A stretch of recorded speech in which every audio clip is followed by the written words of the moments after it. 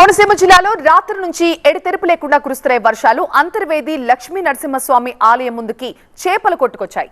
రోడ్డుపైన చేపలను వలవేసి మరీ పట్టుకుంటున్నారు స్థానిక మత్స్యకారులు. దగ్గరలో ఉన్న చెరువుల నుంచి రోడ్డుపైకి ఈ చేపలు కొట్టుకొచ్చాయంటున్నారు గ్రామస్తులు.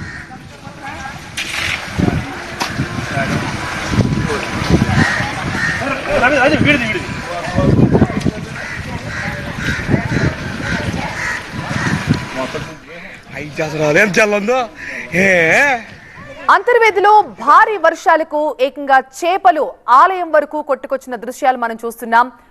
భారీ ఎత్తున వరద నీరు చేరడంతో దగ్గరలో ఉన్న చెరువుల్లోంచి చేపలు ఇలా ఆ వరద నీటితో పాటు రోడ్డుపై కొట్టుకొచ్చాయి. అంతర్వేది లక్ష్మీ నరసింహస్వామి ఆలయం ముందు చేపలు కనపడటంతో స్థానిక మత్స్యకారులు వలలు వేసి వాటిని పట్టుకున్నారు.